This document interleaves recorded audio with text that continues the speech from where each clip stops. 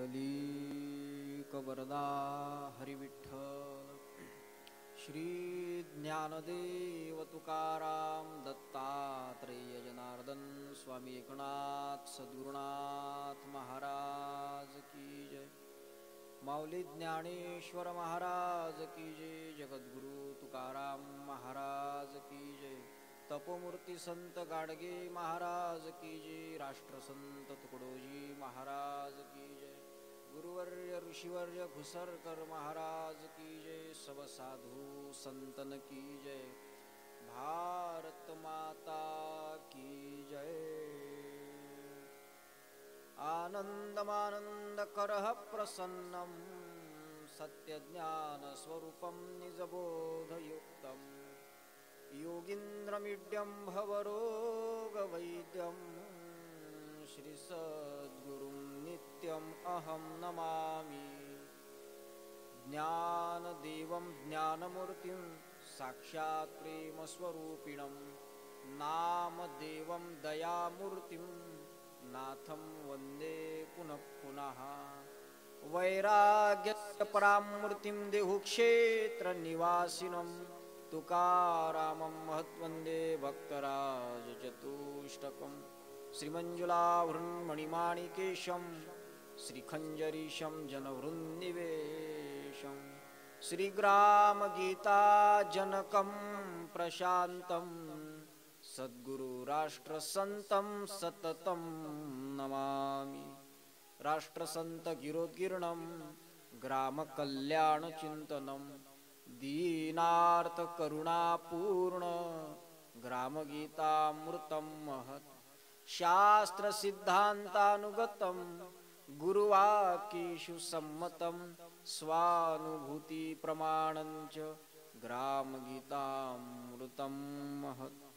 नमो सद्गुरु ज्ञानदीप प्रकाशा नमो आद्य रूपा अनंता परेशा नमो मंगला मंगलद्वैतहारी नमो त्वत्कृपा पूर्ण दोषा निवारी। तुझे रूपते पाहुदे विश्वव्यापी तुझी पाऊले सेवुदे ग्रामरूपी। तुझे ज्ञान हे सर्वांतरी संचरू दे तुझा सत्यानंद लोकी भरू दे। खरे नाम निष्काम ही ग्राम सेवा झटू सर्व भावे कळो करू स्वर्ग गावा। कळो हे वळो देहकारी पडू दे घडू दे प्रभू ये वढे हे घडू दे घडू दे प्रभू ये वढे हे घडू दे। सद्गुरुनाथ महाराज की जय। परम पूजनीय श्री गुरुदेव विश्व माऊली ज्ञानेश्वर महाराज वेदांना लोक भाषेत आणणारे अधिकृत अधिकारी संत जगद्गुरु तुकाराम महाराज तपोमूर्ती संत गाडगे बाबा मानवतेचे महान पुजारी ब्रह्मलीन वंदनीय राष्ट्रसंत श्री तुकडोजी महाराज सर्व संत वृंदांच्या पायाशी नतमस्तक होऊन तद्वतच श्रुतियांत साधुनसे बैसला म्हणता काळे लागेल तोंडाला म्हणून प्रथमची नमस्कार केला ग्रामश्रोते जनामी। आणि म्हणून आडनावाला काळे जरी लागलेलं असलं तरी तोंडाला काळे लागू नये म्हणून सर्व सद्भाविक श्रोतृगणाच्या चरणी नतमस्तक होऊन आज श्री गुरुदेव या अखिल भारतीय गुरुदेव सेवा मंडळाच्या अधिकृत फेसबुक पेज वरून या ठिकाणी श्रावण मासी हर्ष मानसी या श्रावण महिन्याच्या सत्संग पर्वाच्या निमित्तानं या ठिकाणी हा ग्रामगीता चिंतनाचा एक महायज्ञ अखिल भारतीय गुरुदेव सेवा मंडळाच्या माध्यमातून आयोजित केलेला आहे। आणि त्या ग्रामगीता चिंतनाचं दुसरं सूत्र दुसरं प्रवचन दुसरं पुष्प गुंफण्याचं माझ्या वाटेला आलेला आहे। आणि त्या माझ्या वाटेला आलेल्या सेवेची संधी त्या संधीचं सोनं करण्याचा मी प्रयत्न करतो।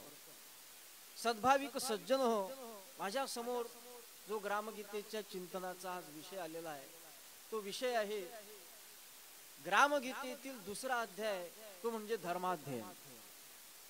काल परम आदरणीय रामदेवजी बाबा योग गुरु त्यांचे जे शिष्य आहेत त्यांचा देवदर्शन या अध्यायावर सुंदर काल त्यांचं प्रवचन झालं. पुढचा अध्याय देवदर्शन तो माझ्याकडे आलेला आहे. मंडळी, ग्रामगीतेच्या दृष्टीने जर चिंतन करण्याचा प्रयत्न केला तर ग्रामगीता म्हणजे नेमकं काय आहे, त्या ग्रामगीतेचं चिंतन करत असताना एक गोष्ट लक्षात येते की ग्रामगीता हा ग्रंथ काय आहे. मी नेहमी सांगत असतो,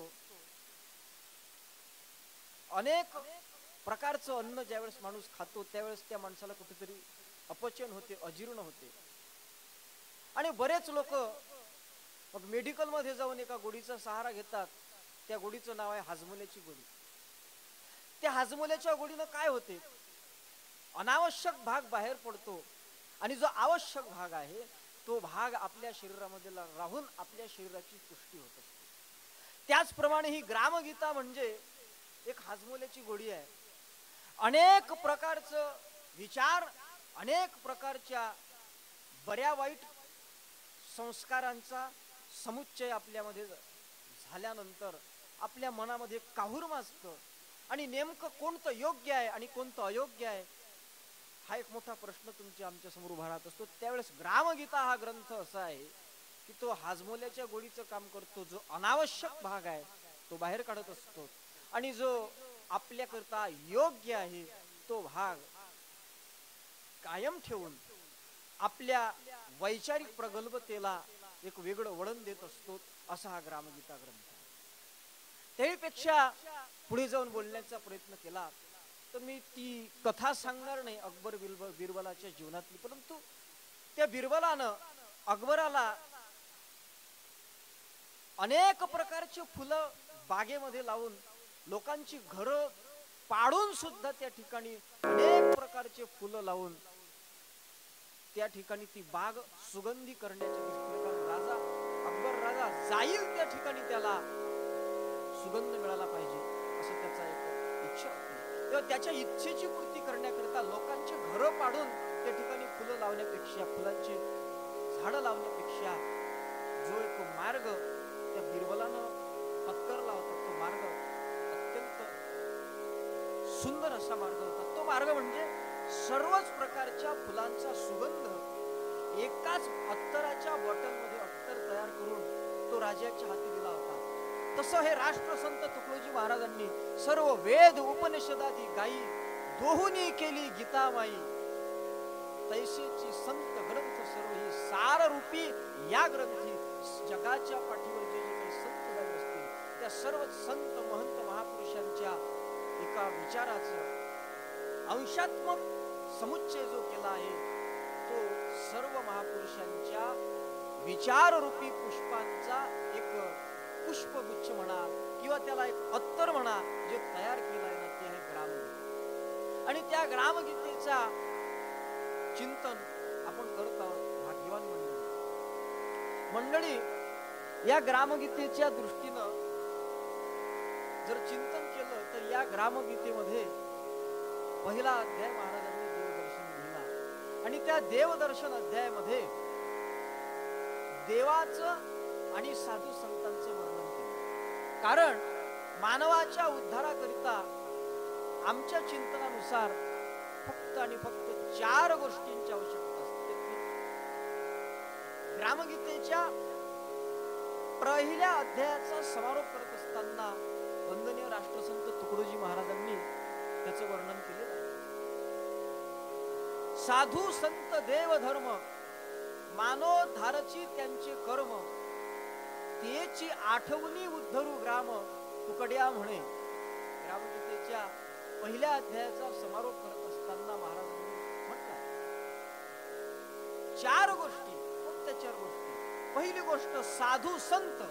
साधू संत हे आमच्या जीवनाकरता उद्धार करत असतात. साधू आणि संत दोन वेगळे वेगळे आहेत. ज्यांनी 6 धुतले ते साधू आणि ज्यांनी सत्याचा अंत लावला ते संत. म्हणून हे साधू संत, तिसरं देव आणि चौथं धर्म, हे चार जे आहेत ना, हे खऱ्या अर्थानं माणसाचा मानवी जीवनाला कृतकृत्य करत असतात. मानवी जीवन कृतार्थ करण्याकरता या चार गोष्टींची आवश्यकता असते. आणि म्हणून त्यापैकी ग्रामगीतेच्या पहिल्या अध्यायामध्ये वस्तू निर्देश रूप मंगलाच्या माध्यमातून ईश्वराचं स्मरण केलं, त्याचंही मंगल केलं. वा सर्वज्ञा, आदि पुरुषा अशा पद्धतीचे विशेषण त्या ईश्वराच्या नावासमोर वापरून ते ईश्वराचं स्मरण केलेलं आहे, त्याचं चिंतन केलेलं आहे, त्याचं वर्णन केलेलं आहे. आणि त्यानंतर ग्रामगीतेच्या पहिल्या अध्यायाचा समारोप करत असताना उदार चरित संत सज्जन मनोभावे तयासी वंदन, आणि जे उपदेशिती जनी जनार्दन गाव सुख संपन्न करावया, अशा पद्धतीनं साधू संतांचे वर्णन केलं. किंवा त्याहीपेक्षा थोडं पुढे जर गेलो तर इतिश्री ग्रामगीता ग्रंथ गुरु शास्त्र स्वानुभव संमत देव संत वंदोनी कथिले हृदगत प्रथम अध्याय संपूर्ण, असं महाराज म्हणतात. आणि मग या पहिल्या अध्यायामध्ये देव आणि संत यांचं वर्णन केल्यानंतर मी बोलून गेलो की चार गोष्टी मानवाच्या उद्धाराकरिता आवश्यक आहेत. त्याच्यापैकी साधू संत देव या तीन गोष्टींचं वर्णन ग्रामगीतेच्या पहिल्या अध्यायामध्ये केल्यानंतर धर्माचं चिंतन मात्र प्रगट करायचं शिल्लक राहिलं होतं. आणि म्हणून साधू संत देव या तीन गोष्टींचं चिंतन ग्रामगीतेचा पहिल्या अध्यायाचा समारोप करत असताना केलं. आणि राहिलेल्या धर्माचं चिंतन प्रगट करण्याकरता महाराजांनी ग्रामगीतेच्या दुसऱ्या अध्यायाची निर्मिती केली. हा एक चिंतनाचा भाग आहे. दुसरा भाग असा आहे, ईश्वराच्या प्राप्तीकरिता धर्माची आवश्यकता असते. गुरुवर्य ऋषी घोसरकर महाराजांचं एक भजन आहे, त्यांनी एका भजनामध्ये ग्रामगीतेचा संपूर्ण सार लिहिला आहे. त्याच्यामध्ये त्यांनी म्हटलं आहे की देव दर्शनासाठी आधी धर्म मंथुनी घ्या हो. जर देव दर्शन करायचं असेल तर आधी धर्माचं मंथन झालं पाहिजे. त्याचं कारण आहे, ईश्वराच्या प्राप्तीकरता जे काही मार्ग आहेत त्या मार्गामध्ये मार्गोत्क्रमण करत असताना काही महत्वाचे काही एक विचार आहे. त्याच्यामध्ये ईश्वराच्या प्राप्तीकरता वा ईश्वराच्या खऱ्या भक्ती करता कोणत्या कोणत्या गोष्टीची आवश्यकता याचं चिंतन राष्ट्रसंत तुकडोजी महाराजांनी, मला असं वाटते, ग्रामगीतेच्या पहिल्या अध्यायाच्या नंतर अध्याय क्रमांक 2 ते 41 पर्यंत केलेला आहे. आणि म्हणून जो ग्रामगीतेचा जो दुसरा अध्याय आहे त्याचं चिंतन आपण करत आहोत. तर सर्वात पहिली गोष्ट ही आहे की मानवाला उद्धार करण्याकरता त्याच्या जीवनामध्ये 4 पुरुषार्थ असण्याची आवश्यकता आहे. धर्म, अर्थ, काम आणि मोक्ष असे 4 पुरुषार्थ आणि पंचम पुरुषार्थ भक्ती असे 5 पुरुषार्थ आपल्या भारतीय संस्कृतीच्या वैदिक ग्रंथांमध्ये सांगितलेले आहेत. त्याच्यापैकी 4 पुरुषार्थ प्रमुख मानले गेलेले आहेत. त्यामध्ये धर्म, अर्थ, काम आणि मोक्ष. त्याच्यापैकी जो धर्म आहे तो ग्रामगीतेच्या दुसऱ्या अध्यायामध्ये आलेला आहे. अर्थ आणि काम हा विषय ग्रामगीतेच्या तिसऱ्या अध्यायामध्ये आलेला आहे. आणि काम आणि मोक्ष हा विषय ग्रामगीतेच्या चौथ्या अध्यायामध्ये आलेला आहे. हा एक चिंतनाचा भाग आहे. पैकी ग्रामगीतेच्या दुसऱ्या अध्यायामध्ये धर्म हा प्रथम पुरुषार्थ महाराजांनी निवेदित केलेला आहे. आणि तो निवेदित करत असताना महाराजांच्या या ग्रामगीतेच्या दुसऱ्या अध्यायामध्ये 108 ओव्या आहेत. आणि त्या 108 ओव्यांमध्ये महाराजांनी सुंदर अशा पद्धतीचं त्याचं वर्गीकरण केलेलं आहे. पहिल्या ओवीपासून ते 15व्या ओवीपर्यंत या 15 ओव्यांमध्ये महाराजांनी धर्म कशाला म्हणतात आणि धार्मिक कशाला म्हणतात हे सांगितलं आहे. धर्म आणि धार्मिक या दोनही गोष्टी महाराजांनी त्या ठिकाणी सांगितलेल्या आहेत. त्याच्या पुढे ओवी क्रमांक 26 ते 68 या 43 ओव्यांमध्ये महाराजांनी धर्माच्या दृष्टीनं मनुष्यावरती कोणते संस्कार व्हावेत, त्या संस्काराचं व्यवस्था कशी असावी आणि ब्रह्मचर्य आश्रम कशाला म्हणतात याचं वर्णन केलं आहे. आणि त्याही पुढे जाऊन 69 ते 85व्या ओवीपर्यंत वीर्य रक्षणाचं महत्व काय आहे, धर्माच्या संपादनाकरता, ब्रह्मचर्य करता किंवा मोक्ष किंवा धर्म संपादन करण्याकरता काय त्याची आवश्यकता आहे त्याचं वर्णन करण्याकरता 17 ओव्या खर्ची घातल्या आहेत. आणि सरते शेवटी 86 ते 108 या ज्या 23 ओव्या आहेत, या 23 ओव्यांमध्ये राष्ट्र विकासाचा मार्ग, त्याच्याशी धर्माचा कसा संबंध जुळून येतो आहेत. आणि सध्याचं वातावरण जे कलुषित झालेलं आहे, जिकडे तिकडे अधर्म पसरलेला आहे, त्याचं सुद्धा राष्ट्रसंत तुकडोजी महाराजांनी समारोप करत असताना वर्णन केलेलं आहे. या सर्व मुद्द्यांना स्पर्श करण्याचा प्रयत्न आपण करणार आहोत, कारण मला ओवीनुसार प्रवचन करण्याची सवय आहे. आमच्या अखिल भारतीय गुरुदेव सेवा मंडळाच्या अध्यात्म विभागाचे प्रमुख परम आदरणीय राजाभाऊ बोथेदादा आणि आमचे बांबल गुरुजी यांनी अचानक काल आग्रह केला आणि या अध्यायावरती प्रवचन करण्याचा सुयोग आणून दिला. मला अध्यायानुसार प्रवचन करण्याची फारशी सवय नसल्यामुळे हे अध्यायानुसार प्रवचनाचं पहिलं प्रवचन आहे. तेव्हा मी तुमच्या समोर महाराजांच्या दृष्टीतून धर्माचा विषय प्रतिपादन करण्याचा एक प्रांजळ प्रयत्न करणार आहे.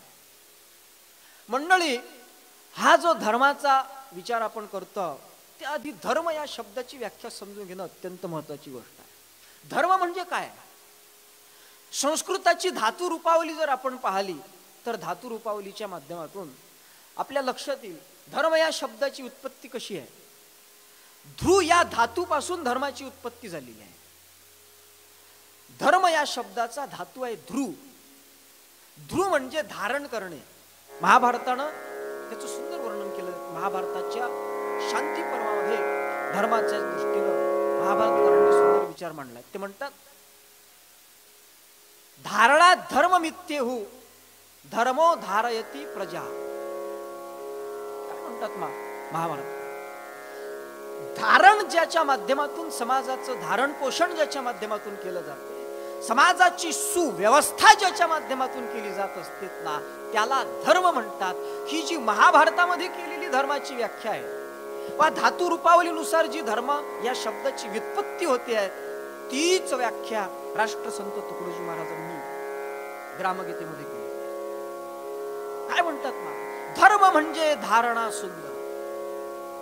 ग्रामगीतेमध्ये 3 अध्यायामध्ये धर्माचा विचार सांगितलेला आहे. एक पहिला धर्माध्ययन, दुसरा धर्माचा विचार सांगितला आहे तो सर्व धर्माच्या समन्वयाच्या दृष्टीनं सामुदायिक प्रार्थना आणि विश्वधर्म या अध्यायामध्ये, आणि तिसऱ्या ठिकाणी ग्रामगीतेमध्ये धर्माचा विचार आलेला आहे तो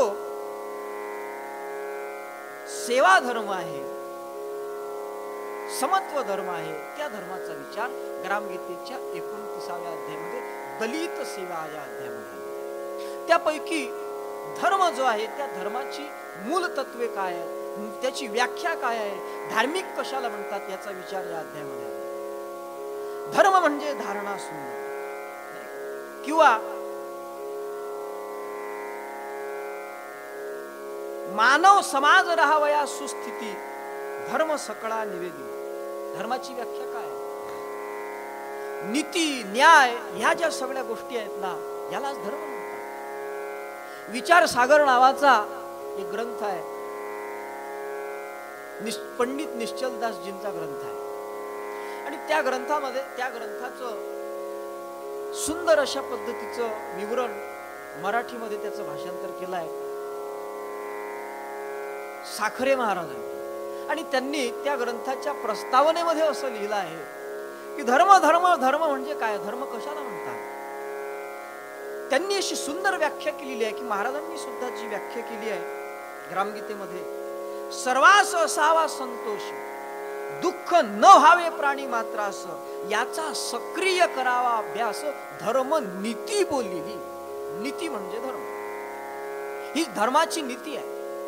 आणि हीच नीती साखरे महाराजांनी त्या ग्रंथामध्ये त्यांनी सांगितलं. काय म्हणतात साखरे महाराज? ते म्हणतात की साधारण कोणताही समाज ज्याला नीती म्हणत असतो अशा नीती नियमालाच धर्म म्हणण्याची वहिवाट आहे असं त्यांनी त्या प्रस्तावनेमध्ये दिलं.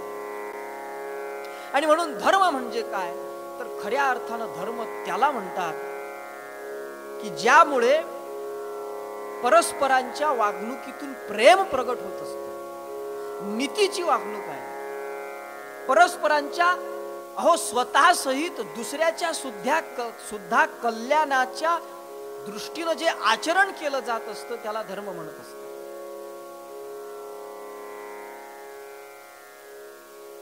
आपल्या उन्नतीसह दुसऱ्याची उन्नती साधण्याचा जो प्रयत्न केला जात असतो, अर्थात आपुले परक्याचे हित दोन्ही असावे लक्षात, हा जो विचार आहे या विचाराला धर्म म्हणतात.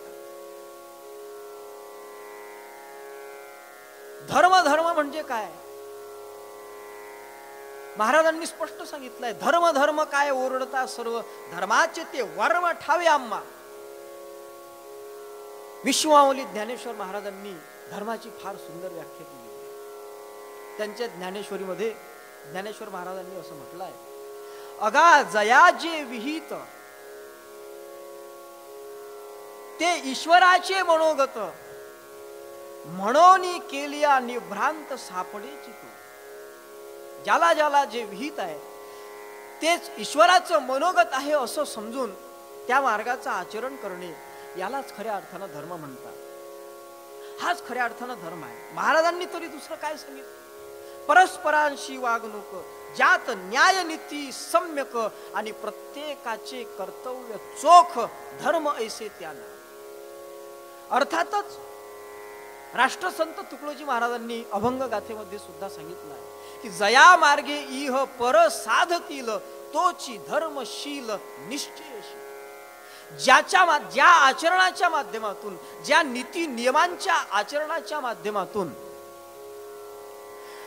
आमच्या इहलोकामध्ये सुद्धा आमची कीर्ती होईल आणि परलोकामध्ये सुद्धा आमची कीर्ती होईल, अशा पद्धतीच्या नीती नियमांचं आचरण जे असतात ना त्याला धर्म अशा पद्धतीचं म्हणतात. आणि अशा पद्धतीच्या नीती नियमांचं सर्वांच्या कल्याणाचं, कारण धर्म धर्म म्हणजे काय, माझ्या चिंतनानुसार मी तुमच्या समोर विचार प्रगट करतोय.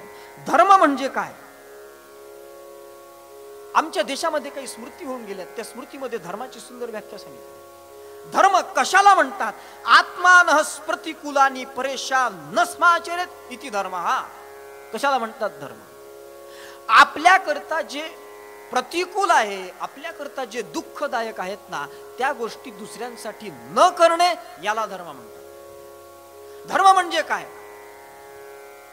आपल्याला ज्या गोष्टीचा त्रास होतो त्या गोष्टीपासून दुसऱ्याला सुद्धा त्रास होऊ नये. महाराजांनी म्हटलं भजन महाराजांचं, तुझा जीव प्रिय तुझ जैसा तसा इतरास नाही का, हा विचार करून आपला जीव जितका प्रिय आहे तितकाच दुसऱ्याचाही जीव त्याला प्रिय आहे असं समजून त्याला त्रास होऊ नये अशा पद्धतीचं वागणं त्याला म्हणतात धर्म.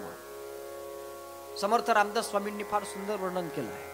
आपणाशी चिमोटा घेतला तेने जीव कासावीस झाला, आपणावरून दुसऱ्याला राखीत जावे.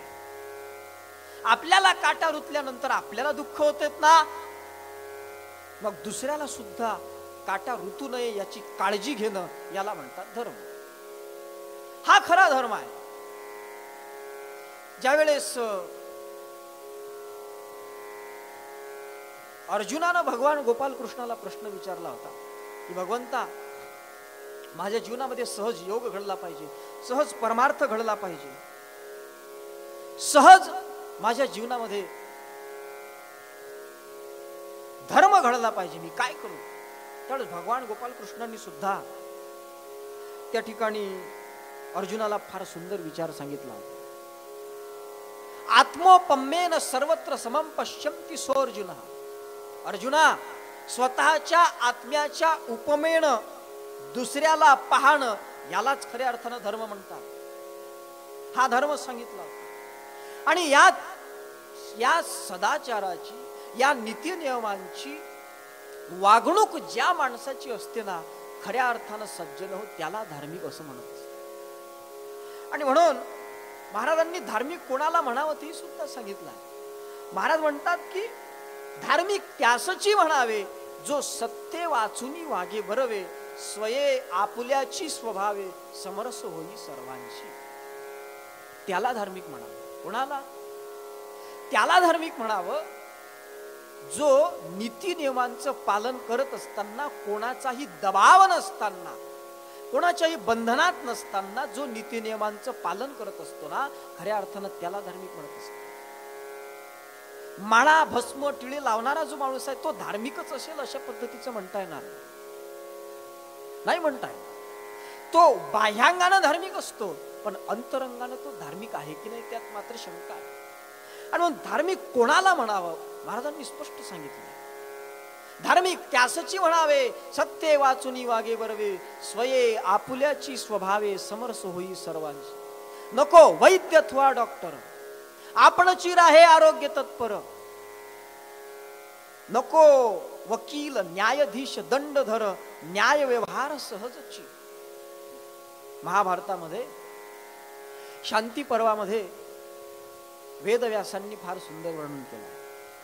ते म्हणतात की नैवम राज्यम न राजासीन न दंडो न दांडिका, मग धर्मे नैव प्रजा सर्वहा इति परस्परम. महाभारताच्या शांती पर्वामध्ये काय म्हणतात? राजा नाही, दंड नाही, राज्य शासन नाही, तरीही सुद्धा न्याय नीतीनं आचरण करणं, परस्परांच्या सोबत वागणूक, त्यालाच धर्म म्हणतात, त्यालाच धार्मिक म्हणतात. आणि म्हणून तोच भाव राष्ट्रसंत तुकडोजी महाराजांनी या ठिकाणी सांगितला. कारण एक महत्वाची गोष्ट तुमच्या समोर मांडतो. धर्म जो आहे की नाही त्याच्यामध्ये दोन भाग पडतात. धर्मामध्ये पहिली गोष्ट, धर्मामध्ये काय येते? पहिली गोष्ट ही येते की धर्माचं मूल तत्व आहे आणि धर्माचे आचार तत्व आहेत. असे धर्माचे दोन भाग पडतात. एक मूल तत्व आणि एक आचार तत्व.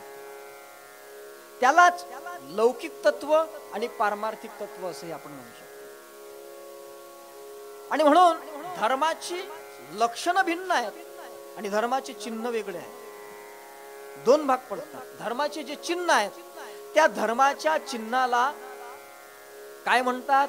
त्या धर्माच्या चिन्हाला म्हणतात आचार तत्व.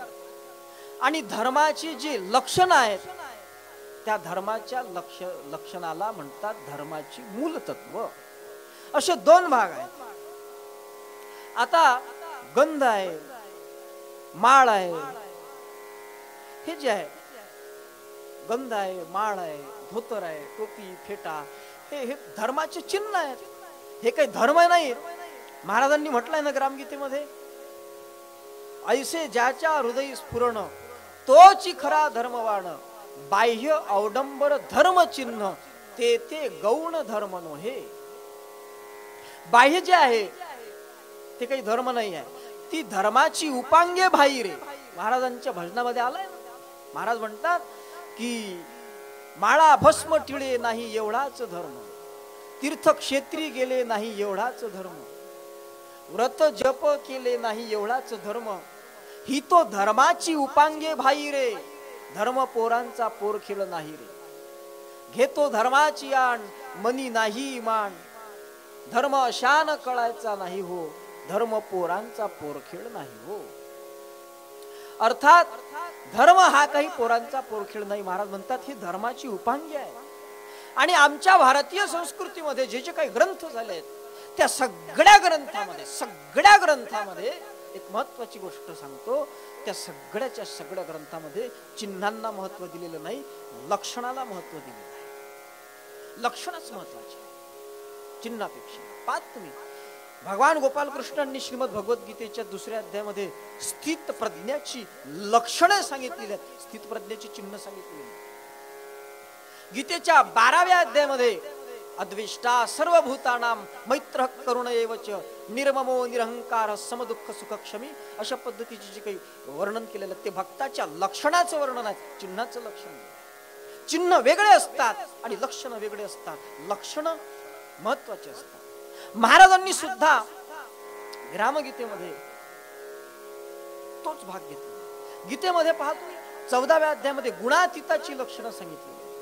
अर्थात लक्षणाला महत्व दिलेलं आहे, चिन्हाला महत्व दिलेलं आहे.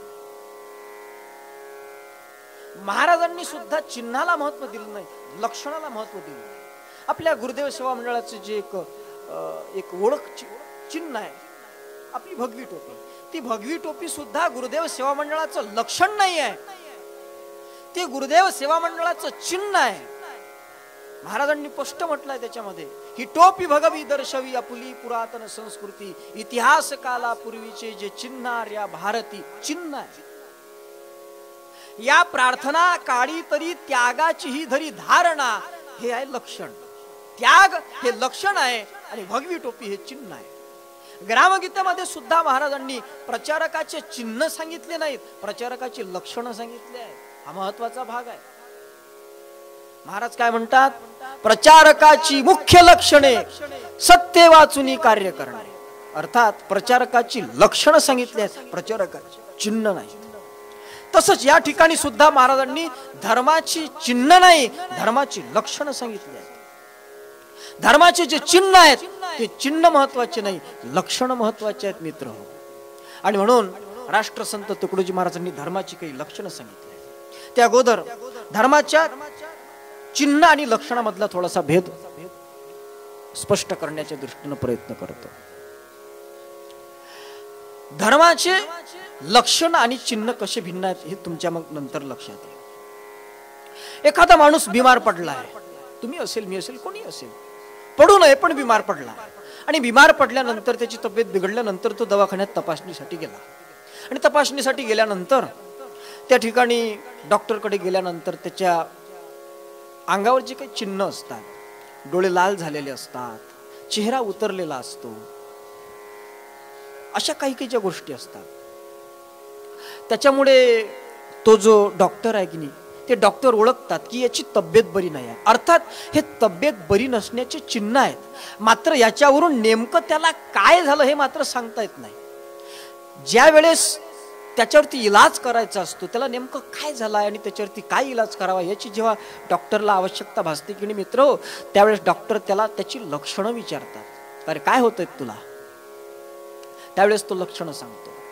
डॉक्टर साहेब, अहो काय झालं, थोडं काल जेवण जास्त झाल्यामुळे, गडबड झाल्यामुळे पोटात दुखत आहे. मग कोण्या ठिकाणी दुखत आहे, कसं दुखत आहे, आणि शौचाला वगैरे साफ होते की नाही होत, अशा पद्धतीचे लक्षणं तो सांगत असतो. या लक्षणांतून बिमारीची सिद्धता होत असते मित्र हो, चिन्हावरून होत नसते. तसं हे जे धर्माचे चिन्ह आहेत, आपल्या मुस्लिम बांधवांचं चिन्ह हिरवा कलर आहे, बुद्ध बांधवाचं निळा कलर, हे चिन्ह आहे. पण हे चिन्ह भिन्न भिन्न जरी असले, आचार तत्व भिन्न जरी असले, तरी मात्र त्याची मूल तत्व जे आहेत ते मात्र कायम असतात, लक्षण मात्र कायम असतात. पहा, तुम्ही चिंतन करा. आणि एक महत्वाची गोष्ट अशी आहे की जे चिन्ह असतात, धर्माची जी आचार तत्व असतात, ती देश काल परिस्थितीनुसार बदलत असतात. आणि जी मूल तत्व आहे ते मूल तत्व कधीही बदलत नसतात. आणि म्हणून विचारांचा निश्चय करून जो एक विचार करून जो एक निश्चय केला जात असतो त्याला सिद्धांत म्हणत असतात. तो सिद्धांत म्हणजे धर्माची मूल तत्व. आणि हे जे धर्माची मूळ तत्व आहेत ती कधीच बदलत नसतात. धर्माची आचार तत्व देशकाल परिस्थितीनुसार बदलत असतात. एक काळ होता, महाराजांनी म्हटलंय एका ठिकाणी त्यांच्या लेखामध्ये, जीवनयोगीमध्ये त्याचा उल्लेख आलेला आहे. चीनच्या युद्धाच्या वेळेसचा तो एक लेख आहे. महाराज बोलले की हो ठीक आहे, गंध लावलं पाहिजे, शिंडी ठेवली पाहिजे, हे लक्षण धर्माचे चिन्ह आहेत, हे ठीक आहे. परंतु आता सध्याची परिस्थिती अशी आहे की ब्रह्मवृंद सुद्धा बाहेर निघत असताना डोक्यावरचं गंध पुसलेलं आहेत की नाही आणि माझी शेंडी ओळखू तर येत नाही याचं भान ठेवत असतात. मग सामान्य तुम्ही आम्ही जे लोक आहोत, तुमची आमची काय कथा आहे? तेव्हा सर्वांनी चिन्ह पाळलेच पाहिजे असं आता कुठं राहिलेलं नाही. आता ब्राह्मणांची मुलं सुद्धा कुठं धोतर वापरतात, कुठं ते शर्ट वगैरे वापरतात, ते तर जीन्स पॅन्ट घालतात. अर्थात धर्म आहे, पण त्यावेळेसचं आचार तत्व भिन्न होतं, आताचं आचार तत्व भिन्न आहे. मी त्याही पुढे स्पष्टता देण्याकरता सांगेल. आपल्या मायमाऊल्या टिकल्या लावत असतात. त्या टिकल्या लावतात, पण पूर्वीच्या ज्या होत्या त्या रुपया एवढं कुंकू लावत होत्या. त्यांचा उद्देश काय होता मित्र हो? त्यांचा उद्देश जो होता, त्याच्या मागचं मूळ तत्व जे होतं, ते मूळ तत्व म्हणजे सौभाग्याचं लेणं. किंवा मूळ तत्व काय होतं? सौभाग्याचं लेणं. किंवा त्यांची एक भावना होती की जेवढं मोठं कुंकू लावेल तेवढं माझ्या पतीचं आयुष्य वाढेल. अशा पद्धतीच्या वेगळ्या वेगळ्या भावना जरी असतील, पण त्याचं मूळ तत्व काय होतं? सौभाग्याचं लेणं. हे त्याचं मूळ तत्व होतं. आणि मग काही काळानंतर त्या कुंकवाचा आकार त्यांनी थोडा कमी केला, पण तत्व जे होतं सौभाग्याचं लेणं म्हणून, ते मात्र बदललं नाही. त्यात बदल झाला आचार तत्वात. पुढे त्याही पेक्षा बदल झाला. आता कुंकवावाल्या गेल्या, आता टिकलीवाल्या आल्या, आणि बाथरूम मधल्या भिंती सुवासिनी झाल्या. म्हणजे कुंकू बंद झालं. आता सर्व आमच्या आई बहिणी टिकली लावतात. आता टिकली लावणं हा आचार जरी बदलवला, कुंकवापासून टिकलीपर्यंत आले, परंतु एक महत्वाची गोष्ट अशी आहे की त्यांचं जे मूळ तत्व होतं सौभाग्याचं लेणं, ते मात्र कायम आहे. पुन्हा दुसरं उदाहरण सांगतो. देशकाल परिस्थितीनुसार आचार बदलावा लागत असतो. कपडे आहेत आपले. उन्हाळ्यामध्ये आपण जास्त जाड कपडे वापरत नाही, आणि हिवाळ्यामध्ये अरे कपड्यावर कपडे घालावे लागतात, नवे नवे स्वेटरचा उपयोग करावा लागतो. म्हणजे परिस्थिती बदलली, वातावरण बदललं की आपल्या आचार तत्वामध्ये बदल करावा लागत असतो. परंतु जे मूल तत्व आहेत, ते मूल तत्व मात्र सर्व धर्मांचे सारखे असतात. आता विचार जर केला तर भारतीय संस्कृतीच्या ग्रंथांमध्ये धर्माचे काही 10 लक्षणं सांगितले. कोणते लक्षण आहेत? धृती, क्षमा, अचौर्य, असे 10 लक्षणं सांगितले. महाराजांनी सुद्धा ग्रामगीतेमध्ये 10 लक्षणं धर्माची सांगितलेली आहेत. इतर ग्रंथामध्ये सुद्धा धर्माच्या संबंधानं बऱ्याच काही गोष्टी आपल्या साधू संतांनी सांगितल्या. त्याच्यामध्ये धर्माची जी काही मुख्य लक्षण आहेत, तथागत भगवान गौतम बुद्धांनी सांगितले आहे. काय म्हणतात तथागत भगवान गौतम बुद्ध?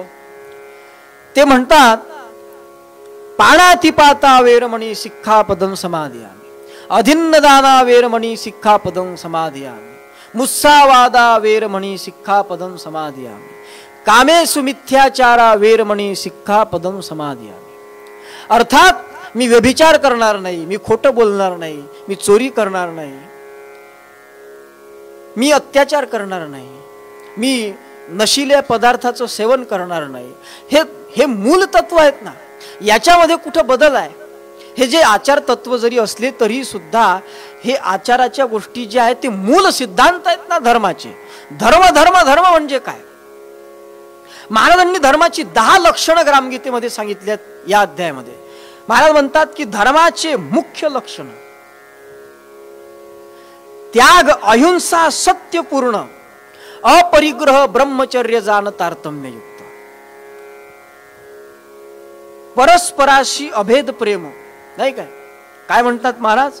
निर्भयता, परिश्रम, परस्परांशी अभेद प्रेम, पूरक व्हावया विद्या, सत्कर्म सकलांसाठी. हे धर्माचे 10 लक्षण सांगितले. कोणते 10 लक्षण आहेत? महाराज म्हणतात धर्माचं पहिलं लक्षण त्याग आहे. त्याग हे लक्षण आहे, त्याचा वृत्तीशी संबंध आहे. त्याग ही एक वृत्ती आहे. वस्तूचा संग्रह न करणे म्हणजे त्याग नाही, तर अंतःकरणामध्ये त्या वस्तूविषयी आकर्षण नसणे, उपलब्ध असलेल्याही वस्तूच्या विषयी आसक्ती नसणे, तिला म्हणतात त्याग. हे धर्माचं पहिलं लक्षण आहे. तसे धर्माचे 6 टप्पे महाराजांनी सांगितले आहेत. कोणते? आधी व्यक्ती धर्म आहे. काही धर्म हे व्यक्तिगत असतात. काही धर्म हे कौटुंबिक असतात, कुटुंबाच्या हिताकरता पाळावे लागत असतात. काही धर्म व्यक्तिगत असतात, नाही काय? भीष्माचा व्रत निश्चय, भीष्माने जे व्रत निश्चय केला होता तो त्यांचा व्यक्तिगत धर्म होता. असे काही व्रत नियमांचं आचरण व्यक्तिगत जीवनामध्ये करणे हे कुटुंब धर्म आहे. तिसरा समाज धर्म आहे. चौथा गाव धर्म आहे. पाचवा राष्ट्र धर्म आहे. आणि सहावा जो आहे तो आहे विश्वधर्म. हा विश्वधर्म आपला. असे धर्माचे 6 टप्पे सुद्धा महाराजांनी सांगितले आहे. अर्थात विश्वधर्मापर्यंत जर पोहोचायचं असेल तर त्या ठिकाणी व्यक्ती धर्मापासून क्रमाक्रमाने जावं लागत असते.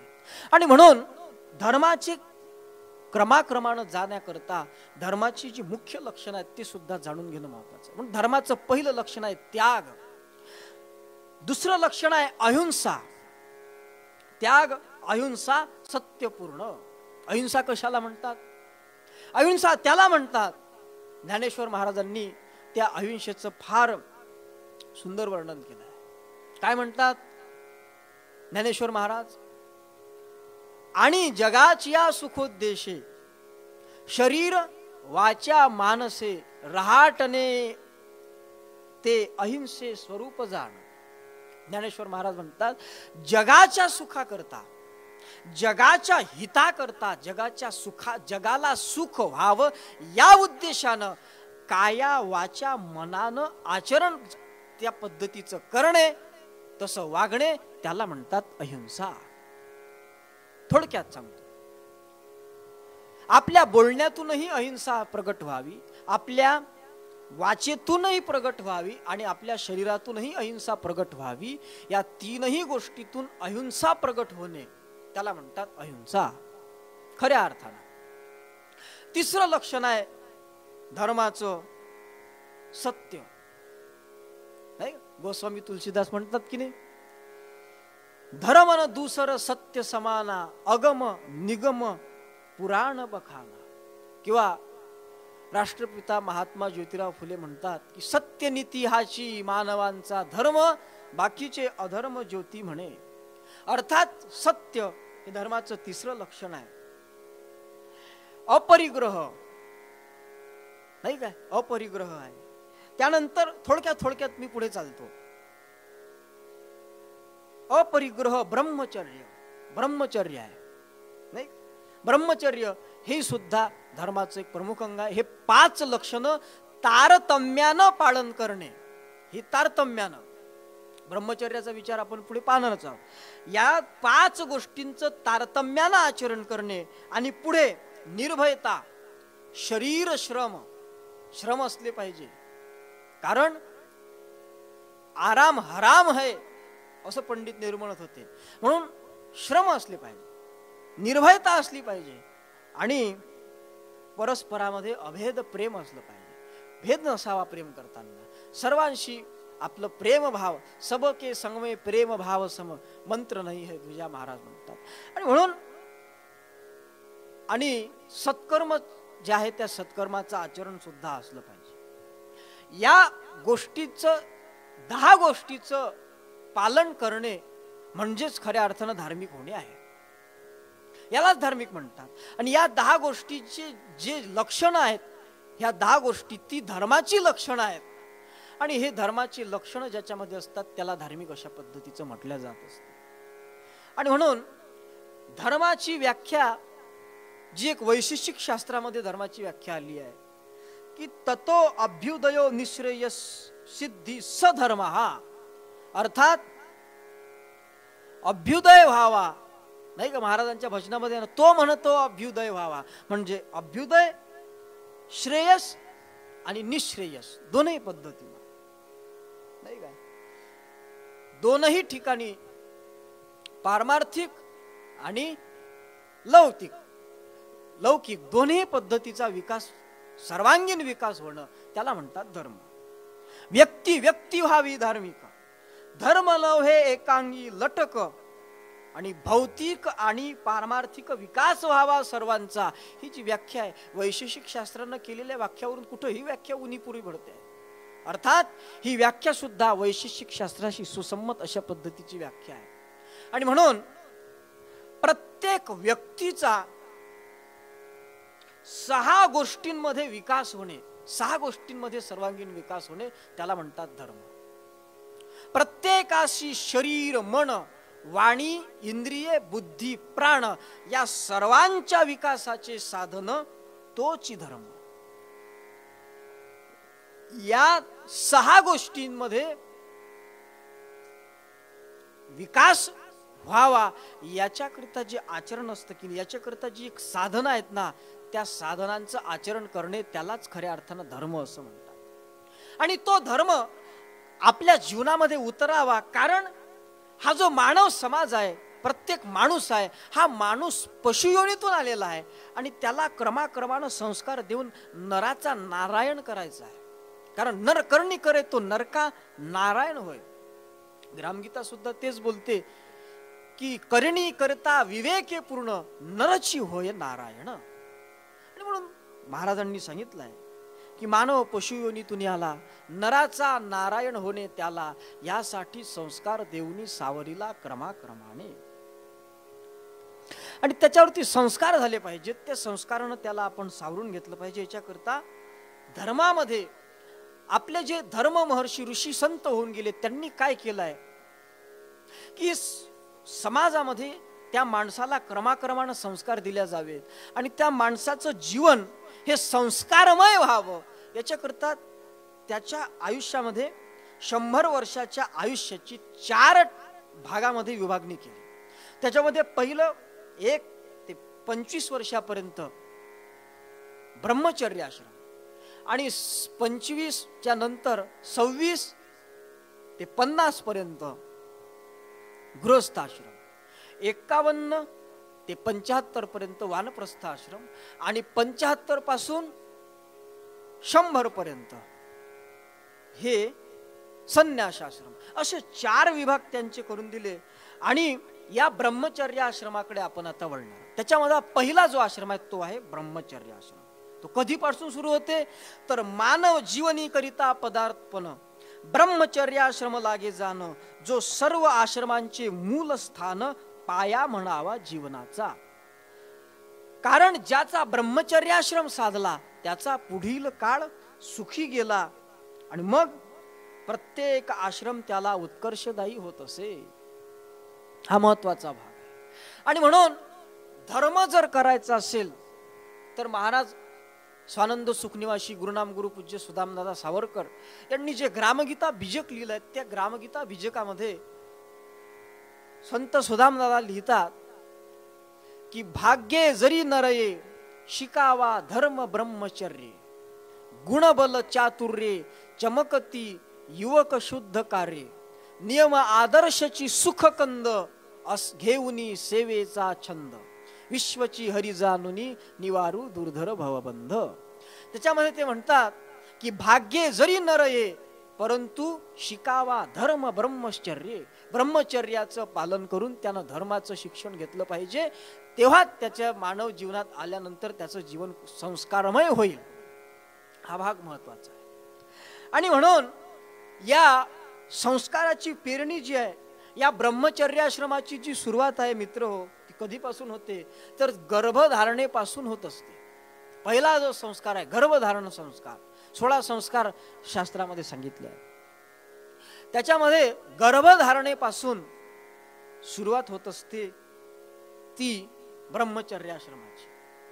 आणि त्यावेळेस जे संस्कार होतात की नाही, महाराजांनी काय सांगितलंय की पोटातची असता जीव पडोन जतन करावा संस्कारे. आज जे जे लोक महापुरुष झाले, जे जे संत झाले, जे जे लोकांचे इष्ट झालेले महापुरुष आहेत, कशामुळे झाले? प्रातस्मरणीय राष्ट्रसंत तुकडोजी महाराजांच्या दृष्टीने जरी आपण विचार केला, कशामुळे त्यांचं जीवन घडलं तर राष्ट्रसंत सांगतात की सुसंस्काराचे ऐकित गाणं आहे ना, ग्रामगीतेच्या 37व्या अध्यायामध्ये त्यांनी जे स्वतःचं चरित्र वर्णन करत असताना सांगितलं आहे की ऐकीत सुसंस्काराचे गान शोषित कष्ट वाढलं. सुसंस्काराची गाणी ऐकत मी वाढलो. राष्ट्रसंत तुकडोजी महाराजांची जी आई होती जगत जननी मंजुळा माता, अहो ती सदैव सदा अखंडित राहे समाधी अशीच तिची अवस्था होती. प्रत्येक काम करत असताना ईश्वराचं भजन करत होती. समर्थ सद्गुरू आळकोजी महाराजांचं ध्यान करत होती मंजुळा माता. स्वयंपाक करत असताना सुद्धा दत्ता दिगंबराये रे दयाळा मला भेट दे रे, जय जय गुरु महाराज गुरु, जय जय परब्रह्म सद्गुरू, अशा पद्धतीचे भजन म्हणत होती. आजकालच्या मायमावल्या झोका मुलाला देत असताना पिक्चरचे गाणे म्हणतात, पण त्यावेळेस राष्ट्रसंत तुकडोजी महाराजांची आई जगत जननी मंजुळा माता काय सुंदर भजन म्हणत होती. धन्य धन्य तव करणी गर्भिणी होती एक हरणी. या पद्धतीचा काय तो वर्णन करावं त्या माऊलीचं. अशा पद्धतीचे संस्कार तिनं महाराजांवरती लहानपणापासून टाकले आणि म्हणून त्यावेळेस पासूनच ते संस्कार असल्यामुळे राष्ट्रसंत तुकडोजी महाराजांचं जीवन इतकं उज्ज्वल झालं होतं. मित्र, प्रल्हादाची गोष्ट पुराणामध्ये आम्ही ऐकली असेल. नारदांच्या आश्रमामध्ये त्याची माता गर्भधारणा झाल्यानंतर नारदांच्या आश्रमामध्ये होती आणि त्याच ठिकाणी त्या प्रल्हादाचा जन्म झाला असल्यामुळे काय झालं सद्भाविक सज्जन, त्या संस्कारातून जो जन्म झाला प्रल्हादाचा म्हणून तो ईश्वराचा भक्त ठरला. म्हणून संस्काराचा अतिशय महत्वाची गोष्ट आहे. आणि संस्कार म्हणजे काय तर ज्ञानात्मक सुप्त अवस्था जी आहे, ज्ञानाचा सूक्ष्म अंश सुप्त अवस्थेत असलेला त्याला संस्कार म्हणतात. आणि म्हणून तो जो संस्कार आहे तो संस्कार महत्वाची गोष्ट आहे. आणि ते संस्कार देत असताना मुलाबाळांच्यावर लक्ष ठेवत असताना त्यांना ब्रह्मचर्याकडे वळवत असताना त्यांची निगा राखली गेली पाहिजे. महाराज म्हणतात त्यांच्या समोर न पाहिजे बोललेले दुर्विषय कोणी. बरेच म्हातारे लोक आपण पाहतो मुलांच्या समोर त्यांची थट्टा मस्करी करत असताना त्यांचे आजोबा त्या मुलींच्या समोर म्हणतात करतेच का माझ्याशी लग्न. हे काय थट्टा आहे काही. तिच्या समोर लग्नाचा विषय आणून देतात, त्यांच्या समोर दुर्विषय बोलतात, अश्लील अशा पद्धतीची त्यांच्या त्या मुलांसोबत कॉमेडी करतात किंवा त्यांच्यासोबत बोलत असताना मजाकबाजी करतात. त्यातून वाईट संस्कार पडत असतात. आणि म्हणून या मुलावरती उत्तम संस्कार जर पडले पाहिजे असं वाटत असेल तर सज्जन हो, महाराजांनी त्याचा उपाय सुद्धा सांगितला. काय उपाय सांगितला? 8 वर्षाचे आतची त्याला पाहिजे उपनयन संस्कार केला, तोही नको रूढींचा बांधला नाटक नुसते बटूचे. हा महाराजांनी संदेश दिला. त्याला उपनयन संस्कार कशाला म्हणतात? उपनयन संस्कार, उपनयन संस्कार त्याला म्हणतात की पूर्वीच्या काळामध्ये जे मुलं होते ते मुलं 8 वर्षाची झाले की त्यांच्यावर गायत्री मंत्राचे संस्कार दिल्या जात होतं, त्यांचं मुंडन केल्या जात होतं आणि त्यांना गुरुकडे समर्पित केल्या जात होतं. कशा करता? ज्ञानाच्या प्राप्ती करता. जीवन शिक्षण जो महाराजांचा ग्रामगीतेचा 19वा अध्याय आहे, त्या जीवनाचा सार त्याच्या विद्यार्थ्याच्या जीवनामध्ये उतरावा त्याच्या करता त्याला गुरुकडे समर्पित केल्या जात होतं, त्याची काळजी घेतल्या जात होती. आज मुलांचे आई वडीलच स्वाद लोलूप झाल्यामुळे ते काही काळजी घेत नाही. पण त्यावेळेस गुरु जो होते ते गुरु महाराजांनी दोन प्रकार सांगितले. एक तर तो ब्रह्मचारी असावा अथवा तो वानप्रस्थ असावा. कारण जो ब्रह्मचारी असेल किंवा वानप्रस्थ असेल तोच गुरु नित्यनियमांत वागत असतो आणि त्या मुलांच्याकडे सुद्धा स्वतः सोबतच त्या मुलांकडे सुद्धा तो लक्ष देत असतो, त्यांच्या खानपानादिकावर. आणि घरी काय चालू आहे? तळलं विटलेलं ते पॉपकॉर्न, ते मॅगी, काय काय पदार्थ खातात हे मुलं. आणि त्याच्यापासून काही संस्कार होत नाही. महाराजांचं थोडं 5-10 मिनिट जास्त घेतो. महाराजांचं विश्वशांतियोग नावाचा ग्रंथ आहे, त्याच्यामध्ये महाराज म्हणतात अरे आपल्या धर्मपुरुषांनी अधर्मी लोकांचं मीठ खाल्लं होतं, थोडस चिमूटभर मीठ खाल्लं तर त्या ठिकाणी ते वाक्य जशीच्या तशी आठवत नाही, परंतु त्याचा भाव मी तुमच्या समोर प्रगट करतो की ज्यावेळेस द्रौपदीचं वस्त्रहरण होत होतं त्यावेळेस त्यांनी अधर्मी लोकांचं मीठ खाल्लं असल्यामुळे त्या धर्माचं त्या ठिकाणी त्या अधर्मी लोकांना मूक संमती दिल्यासारखं त्यांना वागावं लागलं. किती चुकीची गोष्ट झाली. जर एवढ्या मोठ्या धर्मपुरुषांचा धर्मभ्रष्ट होऊ शकतो दुसऱ्याचं अधर्मी लोकांचं मीठ खाल्ल्यामुळे, तर मग मित्र हो, महाराज म्हणतात आपण जर विदेशी लोकांचं अन्न खात असू तर विदेशी लोकांचं अन्न खाल्ल्यानंतर आपले भारतीय संस्कार कसे टिकून राहतील. आणि म्हणून खात असताना सुद्धा काय खावं हा महत्वाचा भाग आहे. अन्न ग्रहण करत असताना सुद्धा महाराजांनी त्याचाही विचार सांगितला की साधे ताजे अन्न द्यावे, वेळेवरी झोपवावे जागवावे, झोपता जागता जवळी नसावे स्पर्शणारे कोणी, तळले विटले खाऊ नये. काय महाराजांनी सांगितलं. मुलगा अभ्यासा लागला की सात्विक खाणे असावे त्याला, खारट आंबट तिखट मसाला देऊ नये भोजने. हा विचार महाराजांनी सांगितला आहे. आणि म्हणून त्याच्यावरती संस्कार केले पाहिजे. ध्यान प्रार्थना त्याच्याकडून नित्यनियमानं करून घेतली पाहिजे. उषपान व्यायाम असेल, हे सगळे नित्यनियम त्याच्याकडे लक्ष ठेवलं पाहिजे. अंगा सुगंध लावणे ब्रह्मचर्या लाजीरवाणे महाराज अभंगगाथेमध्ये सांगतात. आणि आता काय चालू आहे. स्नान न करता फवारा घ्यावा, सुगंधी अत्तराचा शिडकावा, मळ साचो परी कपडा दिसावा नवा कपडा. ही परिस्थिती समाजाची झालेली आहे. सुगंधी अत्तरे फुलेही त्यजावी महाराज म्हणतात. आता मायबाप मुलाला सांगतात चांगले कपडे घाल, जीन्स पॅन्ट घाल, अमुक कपडे घाल, अशा पद्धती हा स्प्रे वापर, याच्यापेक्षा तो स्प्रे चांगला आहे, हे मायबाप सांगतात. आणि तिथूनच खऱ्या अर्थानं आमचे मुलं बिघडत चाललेले आहेत. आणि महाराजांनी काय सांगितलं.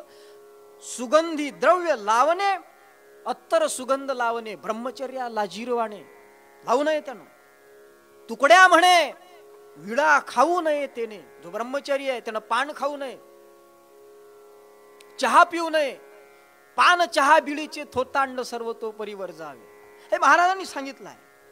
आणि म्हणून त्याला ब्रह्मचर्याचे धडे दिले गेले पाहिजे. कशाला म्हणतात ब्रह्मचर्य. ब्रह्मचर्याची काय व्याख्या आहे. ब्रह्मचर्य म्हणजे लग्न केलं नाही म्हणजे ब्रह्मचारी राहणे असं होते काय. नाही.